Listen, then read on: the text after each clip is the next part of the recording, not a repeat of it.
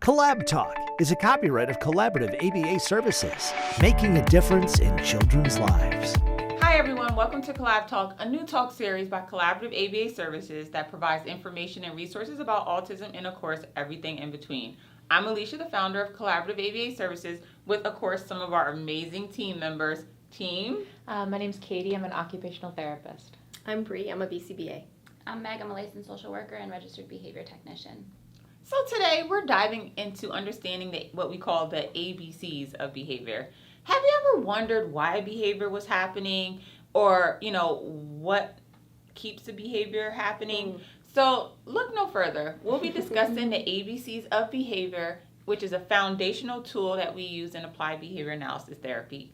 Please note, I always have to do a disclaimer. The purpose of this episode is to provide education and information to the community. It is not intended to critique, evaluate specific providers, professionals, or individuals. So team, let's get started. So first, we talk about ABCs. Let's define what ABCs stand for. So the A is antecedent. So this is what happens right before the behavior occurs. And then the B is the behavior. And then the C is the consequence, and not necessarily what you do, but like what happens afterwards. Right. Immediately after the behavior. Yep. And also when we're talking about behavior, it's what we call like an observable action, so something that we see. But also a behavior doesn't have to be negative. No, yeah, Right. it's not good or bad. It's what's happening. So Right. like sometimes if like the focus of a behavior is to avoid something, the behavior is just to walk away or to not want to do whatever it is.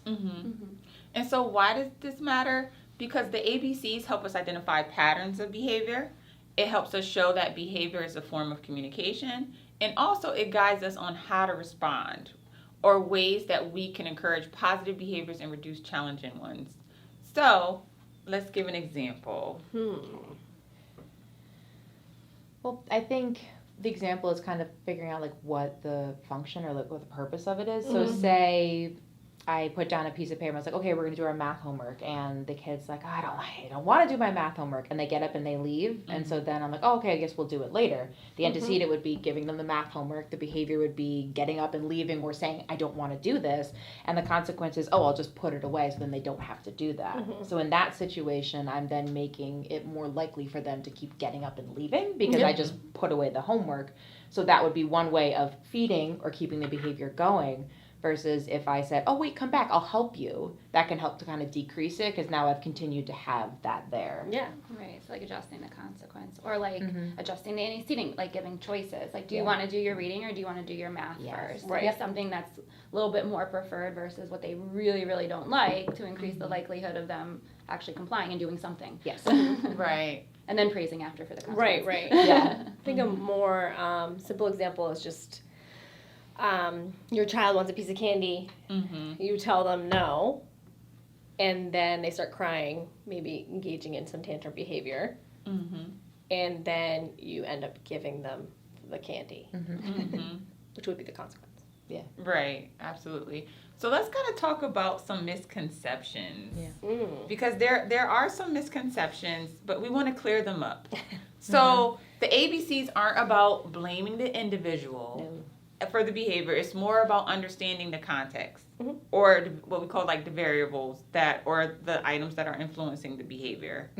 Also, we also want to clear up that consequences are not always punishment. Sometimes when you hear about a consequence, the first thing that people think is, oh, there's a punishment. Right. And it's not punishment. It could be positive or negative consequences, kind of like in your neutral, example. just as a thing. Yeah. Right. And also this model applies to everyday life. And like, for example, people go to work, right? You go to work, you get a paycheck. Yeah. You get a paycheck, you get the things that you want. Right. So it's kind of like looking at, okay, what is the behavior? They go to work. Right. What is the consequence? They get paid. They get a paycheck. So it's not always, like you said, it could be something neutral, and it's not always like negative or punishment. Yeah. So some practical tips for parents and educators. What are some practical tips? Well, I think the biggest thing that I see about ABC is like a fact-finding mission. You're getting Yeah. more information. So I think that like you don't always have to take data, but like keeping tabs on like, okay, what do they do before it happens, and then what do we do after, and kind of seeing why might they be doing this? Are they having the tantrum because they want the candy, and every time I give them the candy, they're like, oh, cool, I just have to cry to get the candy. Right. Cool, I'll just keep doing that. So kind of figuring out why they might be doing something, I think the best part about it, because then you can help change how you react. And also, too, when they're collecting ABC data, it is very important they have training. Have a professional like a BCBA kind of train you on how to collect ABC data, because also, in fairness, if it's not collected accurately, it could lead to the wrong result. Absolutely. Yes, 100%. And also, like when we're doing ABC data, we're looking at what we see or observe before, during, or after a behavior occurs. Mm-hmm. So we got to be very objective. Yes. So we're trying stay away from like personal opinions, but it's more along the lines of what I saw. Mm-hmm. Right. Also, too, with like we're measuring behavior, right? So like how long does it last? How frequent it is? Things like that to kind of help identify like the antecedents too, like you said. Yeah. And to remember like antecedents, they're like in the environment. Yes. Right. It's not like this internal like we can't see it. Yeah. Right. Maybe, and making assumptions about like what could be happening. Like it's there. We just have to figure out what it is. Is it the temperature? Is it the lighting? Is it the chair? Like that they have to sit in, and they would rather sit on a beanbag. Right. And when we're looking at ABC data, we're looking at patterns over time, not from like one incident. We're looking at a list of incidents and seeing like, hey, I'm noticing every time the teacher turns off the lights, this child gets up out of their seat. So, maybe it's, or I'm noticing every time at 9:00, this child is having a meltdown, and then come to find out during that time, the brights are light, or, there's a class that's running through the hallways, so definitely looking for patterns. Yeah, because you need more information to be able to make an assumption, right? Like, because if the first time you see something, the child's wearing a red shirt, they might be like, oh, every time they wear a red shirt, they get really angry. I'm just going to throw out all my red shirts. Well, that doesn't help, and that most likely isn't what it is. Coincidence. Right, but then if you do it like, 10, 20, 30 times, you're like, oh, okay, they wear a different colored shirt every time. It's not the shirt, right? Like, and that's a silly example, but sometimes if you're not taking enough data, or if you're not looking at more, different kinds of pieces, you can pick one thing that you think might be helpful, and it actually isn't really what you're looking for. I think it's also like make sure that you have enough data before you're coming to that conclusion, right? Like keeping an open mind. Like yes, you could have maybe suspect the red shirt. Maybe you keep that, you write it down somewhere, and then continue to take data. But like you can't just jump to conclusions. That's the whole point of data, right? So you don't jump to conclusions. And like recording like what time it is, like you were saying, it made me think, especially with like children that are nonverbal, like they're getting upset at 9:00 every morning, right? And they're hungry, yeah, but they can't communicate that. Yeah. So it seems like, oh, they calm down after we offer a snack or a drink. Yeah. So exactly. Kind of using those clues and patterns. And I think for parents too, recognizing that there's a method to it. Like I think sometimes when families start getting, whether it's ABA or other sort of supportive services, and then they're like, okay, can you help me with this? And we're like, yeah. And then you're just watching it. The parents are like, why are you just watching this happen? Like, why aren't you helping? We need to see it to know how we can help, because if we just like do something in the moment, it may not be the right thing. We have to kind of see that. So I think kind of like letting parents know that like this is important, and I know you feel like you want us to help right now, but this is helping long term. Like this will help make change. And kind of going back to what you guys were saying about like looking at the data over time, that data helps us determine the appropriate way to respond. Yes. Like for example, like you were talking about the breakfast situation. So like changing the antecedent, or what we call it, or the A.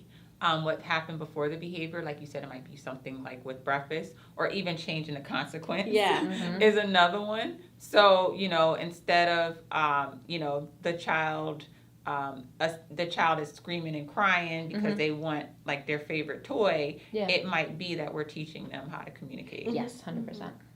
Right, and kind of using that data too to be proactive. So like if the kid is hungry at 9:00 every day, before he gets upset, maybe offer something earlier at 8:30, 8:45. It teaches you how to kind of be proactively respondent rather than reacting every time, just being like, this happens every day. Like teach them some functional communication. Right. So the ABCs is basically letting us know like, hey, every behavior has a story, and we have to figure out what that story is. All right, let's look at the bigger picture. So we know that ABC data helps us create a story for the behavior of why it's occurring. Also, ABC data is really big in applied behavior analysis. Yeah. Yep. We use ABC a lot in our functional behavior assessments, and also it helps us guide our behavior intervention plans. So this approach also helps empower others because now it takes the guesswork out of figuring out why a behavior is occurring. Yeah. It's kind of like that old saying, like, knowledge is power. Right? Yeah. The more information you have, the more equipped you are to kind of create tools or strategies. Or I think also, too, it makes families feel like there's something I can do. Like, sometimes you feel you might be at the mercy of some of the behaviors, especially if they are unpleasant ones. You might be like, oh, like, I don't know what to do. Like, this is really tough. Versus being like, oh, I now know based on this that my child is doing this because of this. Okay, here's some of my options. Right. So it kind of gives them more support instead of being like, like, what do I do? Right. Absolutely. So some key takeaways from today's discussion, you know, the ABCs are simple, but they're powerful. Yeah. As I mentioned, every behavior has a story, and it's up to us to figure out the why. Yes. Any other key takeaways? I think it's a tool for, you know, not only teaching the child, but also the parents in responding, like kind of feeling out their own way that it was the most successful response without, you know, accidentally like reinforcing, you know, the maladaptive behaviors that we're trying to decrease.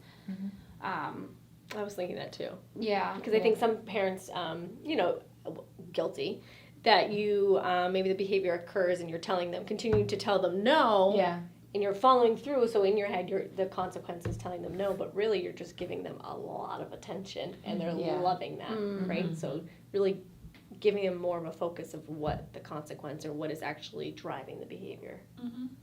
And also a key takeaway too, as I mentioned it earlier, is like when we're taking that ABC data, try to be as objective as possible. Yes. That's what I was going to say, yeah. And it's always about what you see, not necessarily how you're feeling. Like you might say, oh, you know, Stephanie looked frustrated, so she fell on the floor. It's like, okay, what did we see? Right. Yeah. Stephanie was screaming and yelling, Yeah. and then, you know, she flopped to the floor. Yeah. And I think, like, a lot of times, like, because behavior is what we observe, sometimes you can make those unconscious choices, like, not thinking about it, being like, oh, she's doing this to get on my nerves, or, oh, he's doing that because he wants X, Y, and Z. And that could totally be the case, but there also could be other reasons. So I think once you open it up and have that objective lens and see, okay, what could it possibly be versus what do I think it is, and then gives you more tools to be successful. Yeah. Right. You can't measure what's under the skin. You Yeah. have to be able to see it. Right. I like that. And most importantly, too, like doing ABC data collection also entails working with a professional that's trained in ABC data collection so that you're able to complete that strategy effectively. Yeah. So any other key takeaways?